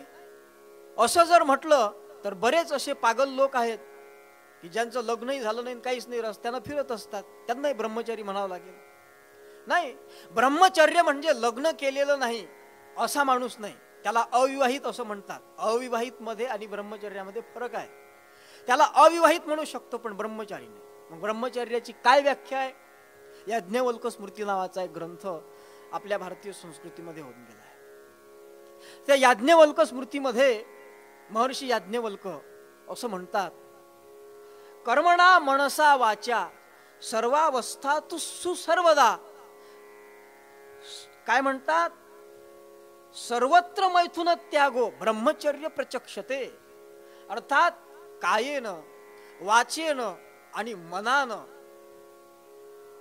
मैथुनाचा त्याग करणे, अर्थात वीर्यरक्षण करणे कायेनं वाचेनं आणि मनानं, त्याला म्हणतात खऱ्या अर्थानं ब्रह्मचर्य. महाराजांनी सुद्धा याज्ञवल्क स्मृतीचा मागोवा घेत ब्रह्मचर्याची हीच व्याख्या केली आहे. ब्रह्मचर्य म्हणजे ब्रह्माचरण, ब्रह्मतेजाचे साधन आणि विद्या प्राप्तीचे वर्तन, वीर्य रक्षण ब्रह्मचर्य, ही व्याख्या महाराजांनी केली आहे. कारण ब्रह्मचर्य हेच खऱ्या अर्थानं जीवन आहे, नाही का. एका ग्रंथामध्ये म्हटलं आहे, मरणम बिंदू पातेन जीवनम बिंदू धारणात. अर्थात ब्रह्मचर्य हेच जीवन, वीर्य रक्षण हाच ब्रह्मचर्य हेच जीवन, वीर्यनाश हाच मृत्यू, असं म्हटलं आहे. आणि म्हणून फार सुंदर ग्रंथ, एक 400-450 पानांचा ग्रंथ आहे स्वामी शिवानंदांचा, ब्रह्मचर्य हेच जीवन, वीर्यनाश हाच मृत्यू. फार सुंदर ग्रंथ आहे, तरुण मंडळींनी अभ्यासला पाहिजे. असो. आणि तो जो ब्रह्मचारी आहे, ब्रह्मचारी ही जी व्याख्या याज्ञवल्क स्मृतीनं केली आहे, महाराजांच्या अभंग गाथेमध्ये सुद्धा हीच व्याख्या महाराजांनी केली आहे. महाराज म्हणतात की काया वाचा मने वीर्य सांभाळिले जेने तोची खरा ब्रह्मचारी, सत्वगुणी अल्पहारी. ही व्याख्या महाराजांनी ब्रह्मचर्याची केलेली आहे. आणि त्या ब्रह्मचर्याचं काय वर्णन करावं. त्या ब्रह्मचारी जो आहे, रिद्धी सिद्धी त्याच्या दासी, देव धावतो त्याच्या हाकेशी. त्याच्याकरता महाराजांनी उदाहरण दिले. जो व्रत निश्चय होता कोणाचा? भीष्माचार्याचा. त्यांच्या व्रतापासून ते कधीच ढळले नाही. त्यांना मला वाटते प्रियव्रत असं म्हटलं जात. प्रियव्रत होते ते. त्यांचा व्रत निश्चय होता. 7 जे चिरंजीव सांगितलेले आहेत आपल्या भारतीय संस्कृतीच्या काही ग्रंथांमध्ये, नाही काय? अश्वत्थामा बलिर्व्यासो, हनुमश्च विभीषण, कृपश परशुरामश्च सप्तैते सप्त चिरंजीव असं म्हटलंय. ते जे चिरंजीव आहे कशामुळे झाले? ते ब्रह्मचर्यामुळे झाले. कार्तिक स्वामी त्यांचं जे चातुर्य आहे कशामुळे आहे? त्यांच्या ठिकाणी जी चतुरता आहे ती ब्रह्मचर्यामुळे आहे, वीर्य रक्षणामुळे आहे. शुक आहे, नाही काय? शुकासारखे पूर्ण वैराग्य ज्याचे. वैराग्य आहे. किती वैराग्य आहे शुकाचं? श्रीमद भागवतामध्ये सांगितलं, यम प्रभजंत मनुपेत मपेत कृत्यम द्वैपायनो विरह कातर आजुहाव.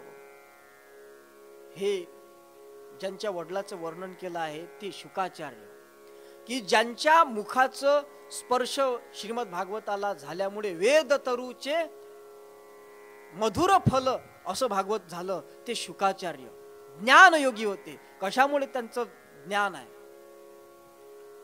तर ते ब्रह्मचर्यामुळे. आणि म्हणून ब्रह्मचर्याचं महत्व फार मोठं आहे. म्हणून महाराजांनी सुद्धा एका ठिकाणी म्हटलंय, आपल्या संस्थेचं जे मेडिकल आहे ना, दवाखाना आहे ना, तिथं एक वाक्य लिहिलं आहे महाराजांचं. महाराज म्हणतात की अय मित्र, तेरा आहार ही तेरा विहार है, यदि तेरा ब्रह्मचर्य तूने खो देगा तो ना कोई दवा साथ देगी ना कोई दुआ साथ देगी. दवाखान्यात आपल्या संस्थेच्या लिहिलेलं आहे वाक्य.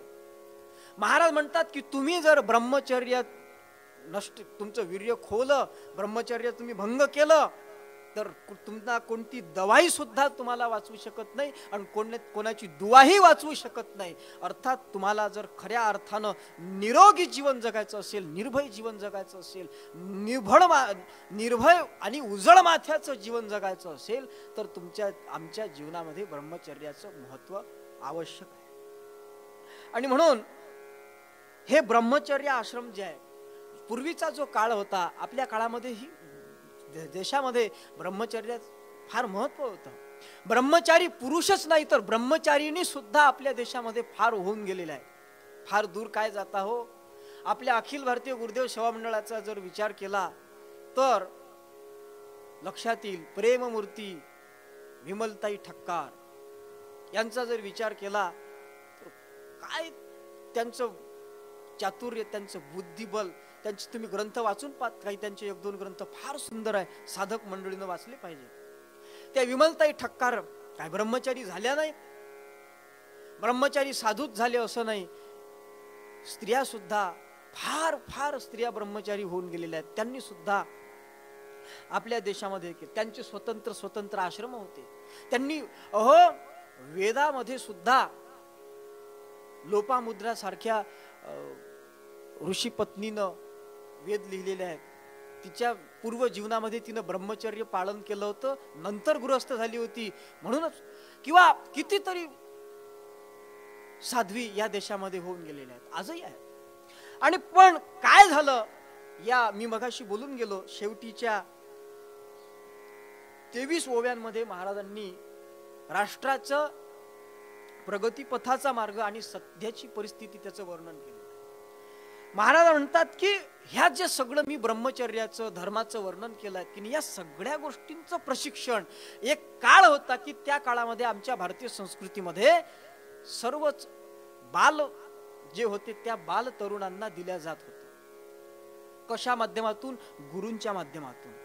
कारण हे जे आश्रम होते पूर्वीच्या काळामध्ये, पूर्वीची जी पद्धती होती ती गुरुकुलाची शिक्षण पद्धती होती.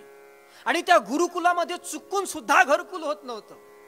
कारण ते जे गुरु होते ते एकतर ब्रह्मचारी होते किंवा वानप्रस्थ होते. आणि ब्रह्मचर्य आणि वानप्रस्थ या 2 गोष्टी ज्या ठिकाणी किंवा संन्यास आहे त्या ठिकाणी माझ्या चिंतनानुसार घरकुल कधी होत नसते. ब्रह्मचर्य भंग झालं की तिथं घरकुल निर्माण होत असते.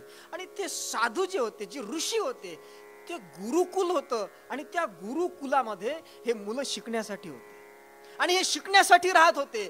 आणि त्या ठिकाणी त्यांचे गुरु त्यांच्या प्रत्येक गोष्टीचं भान ठेवत होते, त्यांच्या खानपानावर, त्यांच्या मनोरंजनावर. कारण त्यांचं मनोरंजन सुद्धा अश्लील असू नये, त्याचाही सुद्धा परिणाम होत असतो, त्याचे सुद्धा संस्कार होत असतात. आणि म्हणून या सर्व गोष्टींचं त्यांच्यावरती कटाक्षानं लक्ष ठेवत होते त्यांचे गुरु. आणि त्यांना खऱ्या अर्थानं तावून सलाखून सूर्यासारखे तेजस्वी करून बाहेर काढत होते. आणि म्हणून त्या ठिकाणी जे आश्रम होते, त्या आश्रमामध्ये जे, त्या गुरुकुलामध्ये जे मुलं शिकत होते ना, त्यांच्यावरती योग्य संस्कार पाडले जात होते. त्या गुरुकुलामध्ये जोपर्यंत ते आश्रम होते, जोपर्यंत त्या ठिकाणी ते सगळ्या गोष्टी पाळल्या जात होत्या, त्या ठिकाणी काय होतं मंडळी, तोपर्यंतच खऱ्या अर्थानं आपलं राष्ट्र हे बलवान होतं. कारण ब्रह्मचर्य टिकून होतं ना. आणि ते टिकून असल्यामुळे काय होतं, आपलं राष्ट्र सुद्धा बलवान होतं, उत्तम होतं. आणि जेव्हापासून त्या समाजामध्ये व्यसन वाढलं, त्या समाजामध्ये विषय प्रेम वाढत गेलं, पंच विषयांमध्ये रत होत गेले आणि ते आश्रम सगळे नष्ट झालेत ना, तेव्हापासून खऱ्या अर्थानं वाढुनी व्यसने विषय प्रेम पतन झाले समाजाचे. समाजाचं पतन कशामुळे झालं, विषय प्रेम आणि व्यसने या गोष्टी वाढल्यामुळे. आणि म्हणून त्या दोन गोष्टी वाढू नयेत त्याच्याकरिता खऱ्या अर्थानं महाराजांनी ही धर्माची संथा, हे धर्माचं शिक्षण, हे ब्रह्मचर्य ज्ञान पुन्हा व्हावं याच्याकरिताच खऱ्या अर्थानं सुसंस्कार वर्गाची एक पेरणी करून दिली होती. आणि त्या सुसंस्कार वर्ग, भजन वर्ग, व्यायाम वर्ग असे अनेक अनेक वर्ग महाराज त्या ठिकाणी घेत होते. आणि ते वर्ग चालू होते आपल्या अखिल भारतीय गुरुदेव सेवा मंडळाच्या माध्यमातून. प्रचाराचार्य पूज्य केशवदास रामटेके गुरुजी, फार मोठं कार्य आहे हो त्यांचं. ते पूज्य रामटेके गुरुजी आपल्याच अखिल भारतीय गुरुदेव सेवा मंडळाच्या माध्यमातून राष्ट्रधर्म प्रचार प्रशिक्षण वर्ग घेत होते. 2-2 वर्षाचा तो वर्ग राहत होता. महाराजांच्या हयातीपासून जो पहिला वर्ग झाला होता दासटेकडीवर, त्या वर्गामध्ये आचार्य वेरुळकर गुरुजी, ऋषी घुसरकर महाराज, प्रल्हादरावजी पारिशे दादा, भीमरावजी पारिशे दादा, शंकररावजी कांडलकर, भोजरामजी फुंडे, ही काही जी मंडळी होती, जवळजवळ 16 मंडळी, ही सगळी मंडळी जी होती, तो पहिला वर्ग होता. दुसऱ्या वर्गामध्ये कीर्तन सम्राट लक्ष्मणदास काळे महाराज, भास्कररावजी विघे गुरुजी, मनोहररावजी साबळे दादा, ही मंडळी त्या वर्गामध्ये होती. आणि तो वर्ग पूज्य रामटेके गुरुजींनी चालू ठेवला होता. आता त्याचं थोडक्यात अखिल भारतीय गुरुदेव सेवा मंडळाच्या तत्वप्रणालीनुसार राष्ट्रधर्म प्रचार समितीच्या माध्यमातून जवळजवळ 80 ते 100 ठिकाणी संस्कार शिबिर राबवले जातात. ते याच करता की आमचं राष्ट्र जे व्यसन आणि विषय प्रेम या दोन गोष्टीमध्ये अटकलेलं आहे, त्यातून ते बाहेर निघून आमचं राष्ट्र पुन्हा बलवान व्हावं. आणि त्या बलवानतेसोबतच त्या राष्ट्रामध्ये एक बलवान तरुण निर्माण व्हावा. आता व्हावा कष्टिक बलवान सुपुत्र भारताचा, या संकल्पनेचा तरुण तयार व्हावा. याकरता खऱ्या अर्थानं धर्मशील सुसंस्कारी तरुण निर्माण करण्याकरता या आमच्या सर्व शाखा, सर्व लोक काम करत असतात. गुरुदेव सेवा मंडळाच्या सर्व स्तरावरून शिबिर घेतल्या जात असते. आमच्या मानव सेवा छात्रालयाच्या माध्यमातून सुद्धा भजन वर्ग उन्हाळ्यामध्ये घेतला जात असतो. हे कशा करता, तर या राष्ट्र उभारणीमध्ये आमच्या तरुण पिढीला एक योग्य वळण देण्याच्या कार्यामध्ये आपल्या गुरुदेव सेवा मंडळाचा सुद्धा खारुताईचा वाटा असावा, हाच एक त्याच्या मागचा सदहेतू आहे. आणि हे जेव्हापासून बिघडलं, कुठून बिघडलं आहे, उपभोग सकलांचे वाढले, राहणी माझी अंतर पडले, आणि सभवतारी तार चढले विषय सतारीचे. कशामुळे? मुलींचे विद्यालय अलग नाही, विधवाही शृंगराविन न राही, धाक कोणाचा कोणासही उरला दिसेना, ही परिस्थिती झाली आहे. पूर्वीचा काळ होता आमच्या लहानपणी, की शाळेमध्ये लहानपणी शाळेमध्ये काय होतं की आता रक्षाबंधन आहे की नाही 3 तारखेचं, तर शाळेमध्ये 3 तारखेची रक्षाबंधनच्या दिवशी सुट्टी राहत होती. 4 तारखेच्या दिवशी म्हणजे रक्षाबंधनच्या दुसऱ्या दिवशी त्या शाळेतले त्या कॉलेजमधले सर्व मुलं त्या मुलींना राखी, सर्व मुली त्या मुलांना राखी बांधत होत्या. आणि बहीण भावाचा संबंध त्यांच्या मनामध्ये तो संस्कार पेरला जात होता. आता ज्या मुला मुलींना शाळेमध्ये राख्या बांधण्याचे संस्कार दिले जात होते, त्याच मुला मुलींना आता शाळेमध्ये कोणते संस्कार दिले जात असतात? 26 जानेवारीच्या वेळेस प्रत्येक शाळा कॉलेजमध्ये कार्यक्रम असतो. तो कार्यक्रम असतो विकृतिक कार्यक्रम. त्याला लोक म्हणत असतील सांस्कृतिक, परंतु आमच्या दृष्टीने तो, त्याला लोक सांस्कृतिक म्हणत असले तरी आमच्या दृष्टीने तो विकृतिक कार्यक्रम आहे. आणि त्या विकृतिक कार्यक्रमामध्ये अवास्तव अशा पद्धतीनं वैषयिक भाव प्रकट करणारे गाणे वाजवले जातात आणि त्याच्यावरती ते तरुण नाचवले जात असतात. शाळेत पुढे जाऊ द्या हो, लहान लहान मुलं जी आहेत लहानपणीच, बरेच लोक माझ्याजवळ येतात, म्हणतात महाराज आमचं काय करावं, लहानपण आम्ही सगळ्या गोष्टी पाहिल्या हो, मुलावर लक्ष ठेवलं पण काय करू, मुलगीच पडून गेली, मुलगाच पडून गेला, काय करू. अरे ते चुकलं कुठून, त्याचं परीक्षण करणं महत्वाची गोष्ट आहे. ज्या वेळेस ते लहान असताना शाळेत कॉन्व्हेंट मध्ये तुम्ही टाकले होते, वा पहिल्या वर्गात टाकले होते, त्या पहिल्याच वर्गात ती मुलं 26 जानेवारीच्या वेळेस तुम्ही पिक्चरच्या गाण्यावर नाचवले होते, त्यांच्यावरती लहानपणापासूनच तुम्ही संस्कार दिले. लहानपणी त्यांना कळत नव्हतं, पण लहानपणापासून पहिल्या वर्गापासूनच त्यांना तुम्ही मुलीसोबत गॅदरिंगच्या दिवशी नाचवणं शिकवलं. त्यावेळेस पासूनच त्यांच्या डोक्यात फिट होत झालं संस्कार की नाचावं लागत असते आणि नाचत असताना एखादी मुलगी सोबत पाहिजे असते. तोच संस्कार बळकट झाला, दृढ झाला. मोठं झाल्यानंतर त्यांना त्याची जास्त आवश्यकता भासायला लागली आणि त्याच्यातून हे सगळं वाढलं. हे कुठून बिघडलं? नटवेश घुसले जीवनी भुलविले चित्रपट कादंबऱ्यांनी, अध्यापक तोची विलासी व्यसनी शृंगार काव्य शिकवितो. त्या शाळेमध्ये 26 जानेवारीच्या वेळेस अध्यापक शृंगार काव्य शिकवत असतो आणि तिथून हे सगळं बिघडत चाललेलं आहे. आणि म्हणून साऱ्या मुला मुलींना नाही धर्माचा बाणा, नाही वडिलांची मान मर्यादा, कसा उलटा जमाना हा दादा, कसा उलटा जमाना हा दादा, घुसरकर महाराज म्हणतात. आणि ही परिस्थिती सगळी झालेली आहे. शाळा कॉलेजमध्ये शिक्षणाकडे महत्व दिलं, लक्ष नाही आहे. त्यांना काय शिकवल्या जावं याच्यावर लक्ष नाही आहे. जे पूर्वी गुरुचे गुरुकुल होते ना, आश्रम होते ना, त्याच्यामध्ये त्या मुलांना शिक्षणासोबत मोडी अन्न शिकवल्या जात होतं लाकडाची.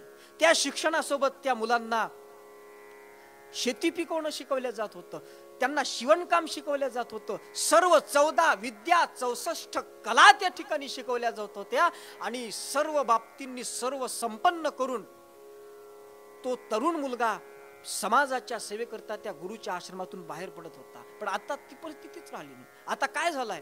आता तिकडे लक्षच नाही, त्या विद्यार्थ्यांच्या सुप्त गुणांना वाव नाही. आम्ही म्हणतो तेच करा. ही मेकॉलेची जी लॉर्ड मेकॉलेची जी शिक्षण पद्धती आहे ना, ही शिक्षण पद्धतीच त्याच्याकरता भारतामध्ये आली होती. या भारतातल्या मुलांचे डोके खराब करून टाकायचे, त्यांना भारतीय शिक्षण द्यायचं नाही, आपलं शिक्षण द्यायचं आणि त्यांना निकृष्ट करून ठेवायचं. कर्तव्य तत्परता त्यांना न शिकवता फक्त शिक्षण शिकवायचं. त्यावर मी काय आणखीन बोलावं? ज्यांना आणखीन शिक्षणाच्या या विभत्सतेच्या बाबतीत आणखीन काही माहिती घ्यायची असेल ना, त्यांनी शिक्षणाच्या आईचा गो पिक्चर पाहून घ्या. काय बिघडलंय? त्या शाळेमध्ये तो मुलगा काय किती अभ्यास करतो, त्याच्यामध्ये काय काय गुण आहेत, त्याच्याकडे लक्षच नाही. मग लक्ष कशामध्ये आहे? त्या शाळा कॉलेजच्या समोर पानटपऱ्या आहेत, लज्जास्पद गोष्ट आहे. कॉलेज शाळेच्या समोर पानटपऱ्या आपल्या देशामध्ये दिसून येतात. रस्ती खाद्यपेये, वैभवशाली विद्यालये जणू चैन हेची जीवन ध्येय विद्यार्थ्याशी होऊन बसलेले आहेत. रस्त्यावर खाद्यपेय आहेत. काय काय खाद्यपेय मला त्याचे नावही माहित नाही, कारण आम्ही काही ते कधी खात नाही. खाद्यपेय आहेत, एसी आहेत त्या कॉलेजमध्ये, शाळेमध्ये. ते मुलं एसी मध्ये बसवले जातात. अरे त्यांना जर तुम्ही ऐश आरामामध्ये त्यांना बसवलं तर त्यांचं कसं शिक्षणात लक्ष लागणार आहे? अजिबात शिक्षणातलं महत्व उडून गेलं आणि नुसतं कॉलेजमध्ये शाळेमध्ये सुद्धा मौज म्हणून जातात. एसीत बसायला मिळते, त्या ठिकाणी आणखीन काय काय क्रिया आहेत त्या माझ्या सांगण्यासारख्या नाही आहेत. आणि म्हणून हे जरी वातावरण बिघडलं आहे तरी महाराज म्हणतात की हृदयवंतांनी पाहिजे सुधारले. आणि म्हणून जे हृदयवंत आहेत त्यांनीही सुधारलं पाहिजे. कारण सर्व भुक्ती मुक्तीशी कारण, भुक्ती म्हणजे सर्व प्रकारचे हिताचे भोग आणि सर्व प्रकारच्या मुक्ती, चारही प्रकारच्या या जर प्राप्त करून घ्यायचं असेल तर त्याकरता दोन गोष्टी असणं आवश्यक आहे. पहिली गोष्ट ब्रह्मचर्य आणि दुसरी गोष्ट म्हणजे धर्मज्ञान. या दोन गोष्टी असणं आवश्यक आहे. आणि या दोन गोष्टी आवश्यक असल्यामुळे महाराज म्हणतात की मी तुम्हाला हात जोडून विनंती करतो की या दोन गोष्टींकडे दुर्लक्ष करू नका.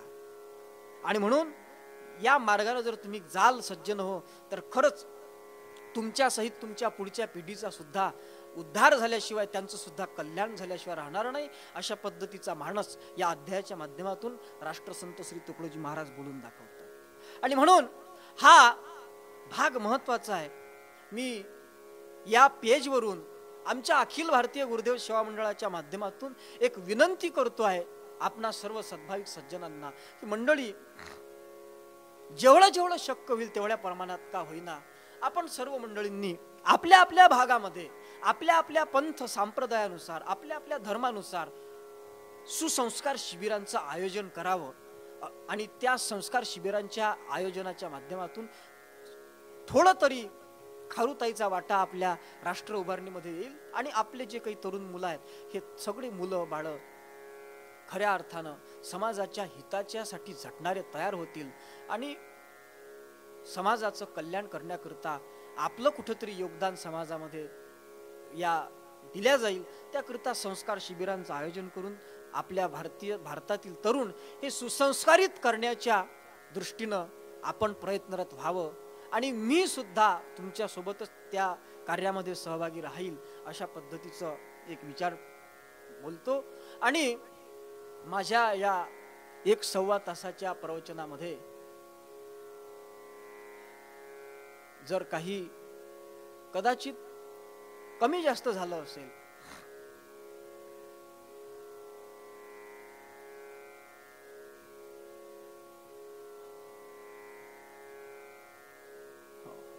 आणि सूचना एक महत्वाची अशी आहे की आता श्रावण महिन्यामध्ये मी सुरुवातीलाच बोलून गेलो, श्रावण मासी हर्षमानसी. कोणता हर्ष? तर आपल्या पारमार्थिक लोकांसाठी एक हर्षाची गोष्ट आहे की या श्रावण महिन्यामध्ये आपल्या या अखिल भारतीय गुरुदेव सेवा मंडळाचं जे हे श्री गुरुदेव नावाचं फेसबुक पेज आहे, या पेजवरून सर्व ग्रामगीतेच्या प्रत्येक अध्यायावरती वेगळ्या वेगळ्या महानुभावांचे चिंतन होणार आहे. आणि त्या प्रत्येक चिंतनाची जी वेळ आहे ती ठीक सकाळी 9 ते 10 ही वेळ आहे. रोज हे प्रवचन आपल्या या पेजवरून होणार आहे. वेगवेगळ्या धर्म पंथ संप्रदायाची मंडळी सुद्धा याच्यावरून ग्रामगीतेचा विचार सांगणार आहेत. त्या सर्व कार्यक्रमांचा आपल्या सर्व या पेजच्या मंडळींनी लाभ घ्यायचा आहे. आणि ज्यांनी या पेजला लाईक केला आहे किंवा फॉलो करतायत त्यांनीच नाही तर त्यांनी याचा पुन्हा प्रचार केला पाहिजे, लोकांपर्यंत हे पोहोचवलं पाहिजे. हाही एक भाग महत्वाचा भाग आहे. तिकडे आपण थोडं लक्ष दिलं पाहिजे असं मला वाटते. आणि बोलत असताना जर कदाचित माझ्याकडून काही चूक झाली असेल तर अध्यायानुसार प्रवचन करण्याची सवय नसताना सुद्धा आपल्या मंडळींचा स्नेह आहे की मी पूर्ण अध्यायावर बोलण्याचा प्रयत्न केला आहे थोडक्यामध्ये. त्याच्यामध्ये जर कदाचित काही कमी जास्त झालं असेल तर तरी न्यूनते पुरते अधिकते सरते करुणी घ्यावे हे तुमते विनवितो असे. आणि शब्द रचना गावंढळ हे मी समजतो मनी प्रांजळ, दोष तो माझा सकळ गुण तो थोरांचा या न्यायानं हे प्रवचन सद्गुरूंच्या चरणी समर्पित करत असताना या अखिल भारतीय गुरुदेव सेवा मंडळानं मला ही प्रवचनाची संधी उपलब्ध करून दिली. त्याबद्दल मी अखिल भारतीय गुरुदेव सेवा मंडळाच्या माध्यमातून जी ही मीडिया टीम आहे या टीमचे सर्वांचे आभार व्यक्त करतो. आणि या ठिकाणी शांती पाठाच्या माध्यमातून प्रवचनाला आपण पूर्णविराम देऊया. सर्वेत्र सुखिनः सन्तु सर्वे सन्तु निरामयः सर्वे भद्राणि पश्यन्तु मा कश्चित् दुःखमाप्नुयात्. ओम शांति शांति शांति. सद्गुरुनाथ महाराज की जय.